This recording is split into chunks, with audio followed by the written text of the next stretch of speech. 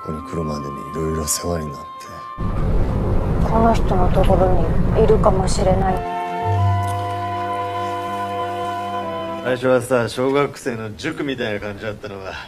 Halo guys, kembali lagi di channel Topeng Hitam Official guys ya. Bagaimana kabar kalian hari ini? Semoga kalian selalu sehat dan banyak rezeki ya guys. Kali ini kita akan menceritakan sebuah film yang berjudul Journey to the Soul. Film ini dirilis pada tahun 2015. Oke, tanpa berlama-lama lagi, langsung saja kita ke alur ceritanya guys ya. Film akan berkisah tentang seorang wanita yang bernama Mizuki. Mizuki saat ini berprofesi sebagai guru les private piano anak-anak. Mizuki hidup seorang diri karena suaminya telah meninggal sejak 3 tahun yang lalu. Meskipun berat, Mizuki harus tetap menjalani hidupnya seorang diri.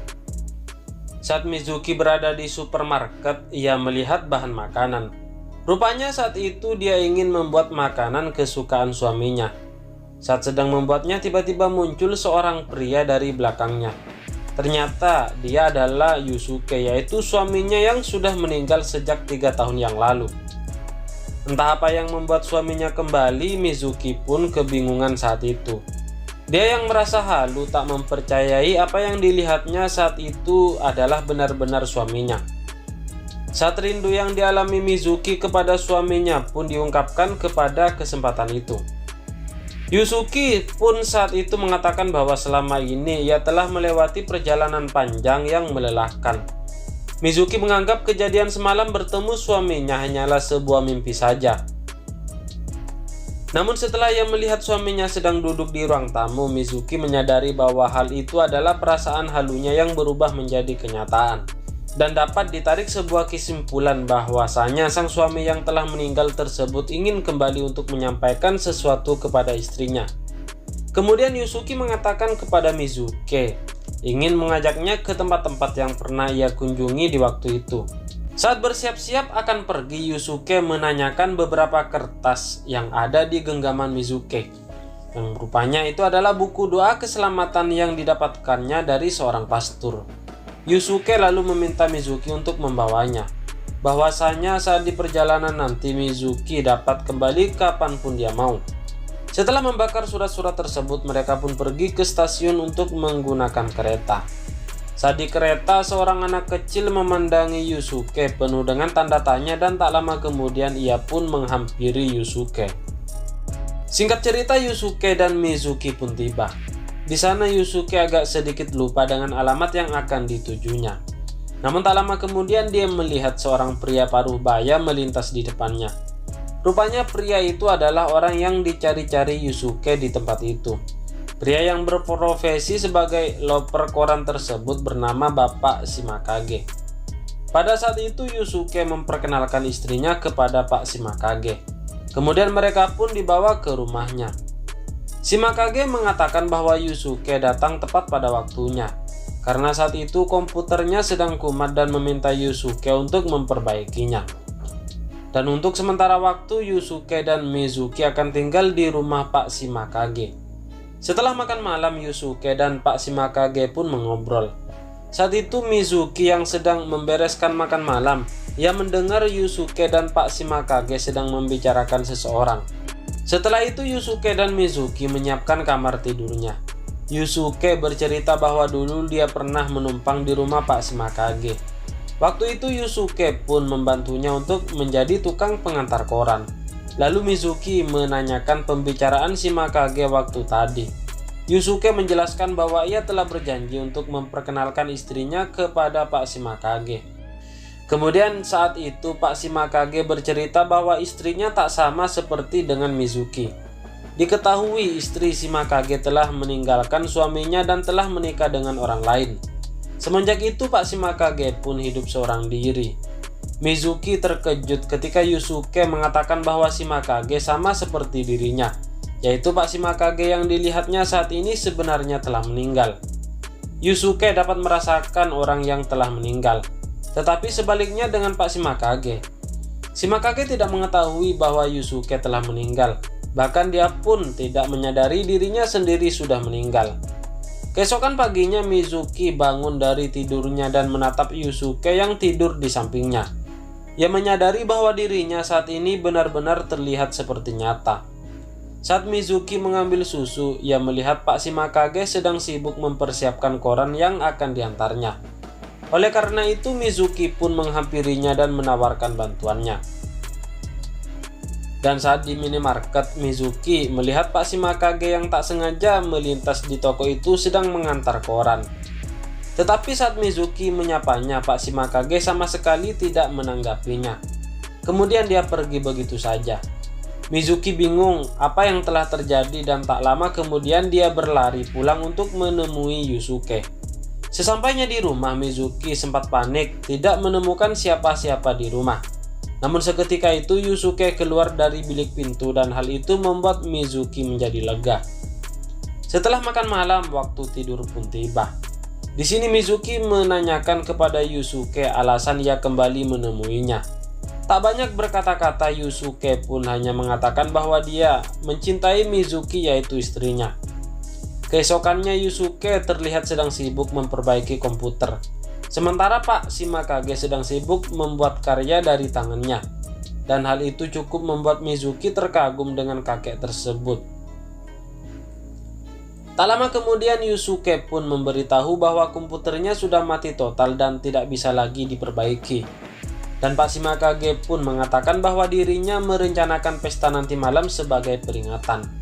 Entah apa yang dimaksud oleh mereka, Mizuki pun hanya bisa terdiam. Saat memasak, tiba-tiba Pak Shimakage datang menghampiri Mizuki, lalu menegurnya karena Mizuki telah menggunakan panci di rumahnya tanpa seizinnya. Si kakek pun tiba-tiba menangis. Rupanya panci tersebut mempunyai sejarah atau kenangan saat ia masih bersama dengan sang istri. Saat itu Shimakage pun agak emosi lalu pergi meninggalkan ruangan itu. Tak lama kemudian Yusuke pergi menyusul Pak Shimakage. Saat itu si kakek mengatakan atau lebih tepatnya memberi isyarat bahwa akhir-akhir ini dia merasa akan pergi ke tempat yang jauh, di mana dia tidak mengerti di mana tempat itu berada. Karena waktu sudah larut, Yusuke pun menggendongnya pulang.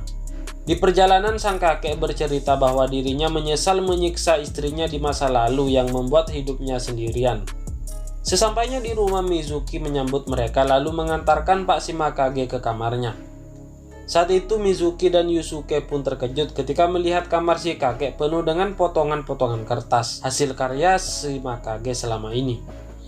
Keesokan paginya sesuatu mengejutkan terjadi ketika Mizuki melihat rumah Shimakage yang ditinggalinya itu.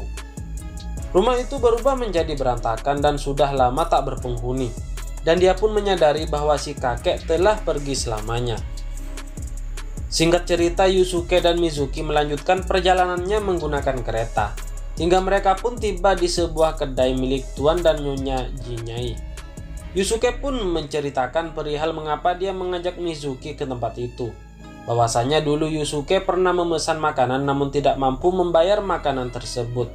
Hingga akhirnya Yusuke membayar dengan cara bekerja dan tinggal sementara bersama keluarga Jinai.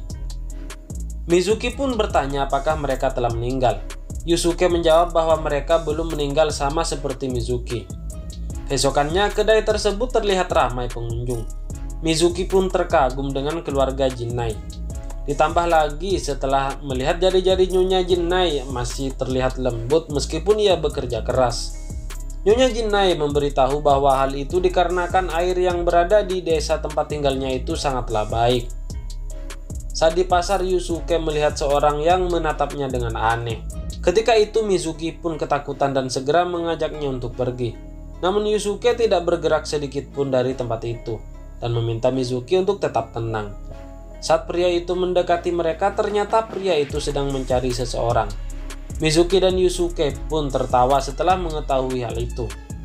Saat akan pulang, Mizuki tiba-tiba mengatakan bahwa dirinya ingin tinggal bersama Yusuke di desa itu. Dan jika hal itu mungkin, kehidupannya akan menjadi indah. Setibanya di rumah, Mizuki membantu Nyonya Jinai untuk membersihkan ruangan yang sudah lama tidak terpakai. Pandangan Mizuki tertuju pada sebuah piano yang berada di ruangan itu. Sehingga Nyonya Jinai bertanya kepadanya. Mizuki pun bercerita bahwa dirinya berprofesi sebagai guru les piano anak-anak. Pada saat itu Yusuke dan Mizuki pun sedang mengobrol. dan saat itu Yusuke pun sedang mencandai sang istri.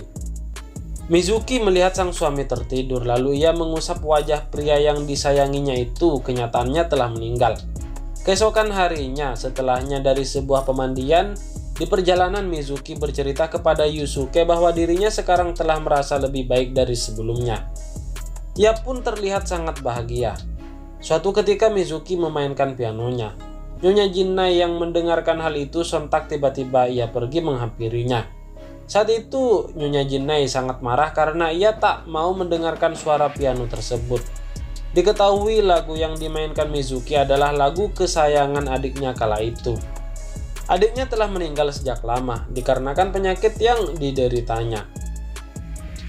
Lagu itu selalu mengingatkannya tentang kenangan waktu itu. Ditambah lagi sang kakek yang bernama Mako pun muncul di hadapannya. Kemudian Mako menuju piano itu. Mizuki pun duduk di sampingnya untuk mendengarkan lagu yang akan dimainkannya. Setelah Mako selesai, Mizuki pun terharu dan seketika Mako pun pergi menghilang dari tempatnya. Keesokannya Yusuke dan Mizuki pun berpamitan untuk melanjutkan perjalanannya. Saat di bus suasana berubah ketika Mizuki menjelaskan surat yang berada di tasnya. Bahwasanya Mizuki mengira bahwa Yusuke telah berselingkuh dengan seorang wanita yang bernama Tomoko. Meskipun Yusuke telah menjelaskan kesalahpahaman di antara mereka, Mizuki pun tidak mempercayainya dan pergi meninggalkan Yusuke. Singkat cerita, Mizuki mendapatkan surat dari rumah sakit, di mana sebenarnya Yusuke bekerja di rumah sakit itu sebagai dokter gigi, dan Tomoko adalah seorang staf rumah sakit yang mengirimkan surat tersebut. Setibanya di rumah sakit, akhirnya Mizuki pun bertemu dengan Tomoko. Di sana Mizuki menjelaskan bahwa Yusuke sudah tidak bisa bekerja lagi. Sekian lama mengobrol, Mizuki pun menyadari bahwa dirinya telah salah paham dengan suaminya. Di mana Mizuki menemukan fakta bahwa Tomoko telah menikah dan Yusuke pun tidak pernah berselingkuh. Mizuki pun menyesalinya. Kemudian saat ia pun segera membuat makanan kesukaan suaminya dan berharap suaminya datang. Singkat cerita, mereka melanjutkan tujuan mereka sebelumnya. Hingga diketahui mereka telah tiba di suatu desa, di mana desa tersebut mereka menemui seseorang yang bernama Pak Hoshitani. Sesuai namanya, Pak Hoshitani pun berprofesi sebagai petani. Kala itu Yusuke pernah mengajar di desa tersebut, hingga namanya pun menjadi terkenal karena teori Einstein yang disampaikannya. Saat itu Yusuke melihat menantu dari Pak Hoshitani yaitu Kaoru. Ia pun mengenalkannya kepada Mizuki. Kaoru terlihat dingin dan tidak banyak berbicara. Tak lama kemudian muncul seorang bocah yang mana dia adalah anak Kaoru. Anak itu bernama Ryota. Ryota yang terlihat senang melihat Yusuke, lalu ia pergi pada warga bahwa guru Yusuke telah kembali.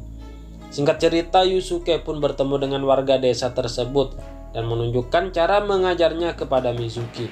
Sehingga Mizuki pun bangga dengan apa yang telah dilakukan suaminya tersebut. Keesokan harinya Mizuki pergi ke sekolah untuk mengantarkan makanan siang kepada Ryota. Namun dia tidak menemukan Ryota tadi di sekolahnya. Kemudian di tengah perjalanan Mizuki bertemu dengan Kaoru. Kaoru mengatakan bahwa Ryota biasanya pergi ke sebuah curug yang tidak jauh dari desa itu. Lalu Mizuki pun menawarkan dirinya untuk mengantarkan makanan tersebut ke sana. Dan akhirnya dia pun menemukan Ryota yang sedang berdiri dan menatap air terjun tersebut. Kemudian Mizuki pun menghampirinya dan menanyakan apa yang dilakukan Ryota saat itu. Ryota pun menunjuk ke sebuah lubang hitam, di mana lubang tersebut adalah sebuah gua. Dari legenda yang ada, Ryota bercerita gua tersebut adalah jalan ke tempat di mana orang mati berada. Seketika Mizuki pun berpikir bahwa orang-orang mati yang pernah ditemuinya termasuk suaminya berasal dari gua itu. Sesampainya di rumah, Mizuki mengetahui bahwa suaminya Kaoru telah meninggal, sehingga hal itu membuat Kaoru menjadi pendiam dan depresi. Keesokannya Mizuki kembali lagi ke curug untuk memberikan makanan siang kepada Ryota. Namun di sana dia tidak menemukan Ryota. Kemudian saat akan pulang, dia melihat seorang laki-laki yang ternyata pria itu adalah ayahnya. Saat itu ayahnya ingin menyampaikan pesan kepada putri untuk tetap kuat dan meminta Mizuki menerima kenyataan bahwa Yusuke telah tiada. Sebelum berpisah, Mizuki menitip salamnya untuk sang ibu. dan dia juga mengatakan bahwa dirinya akan baik-baik saja. Saat di rumah tiba-tiba Ryota datang dan mengatakan bahwa dia melihat ibunya sedang berjalan dengan orang asing. Kemudian Mizuki dan Yusuke pun pergi untuk mencari Kaoru. Ternyata orang asing yang dimaksud tersebut adalah suami Kaoru. Yusuke mengatakan kepada suaminya untuk menghentikan perbuatannya, yang mana hal itu membuat Kaoru menjadi depresi. Tak lama berdebat, pria itu pun terdiam. Saat itu Yusuke menghampirinya dan memintanya untuk menyampaikan permintaan terakhirnya agar ia bisa pergi dengan tenang. Pria itu mengatakan bahwa harapan terakhirnya yaitu ingin berbicara dengan Kaoru, bahwa dirinya sebenarnya tidak ingin mati. Kemudian sang suami pun seketika menghilang. Kaoru menangis mendengarkan keinginan terakhir suaminya itu. Ia tahu bahwa dirinya juga akan segera pergi ke alamnya. Pada malam itu Yusuke pun mengungkapkan rasa cintanya kepada sang istri. Dan akhirnya mereka mantap-mantap sebelum berpisah. Wow, mantap-mantap guys ya.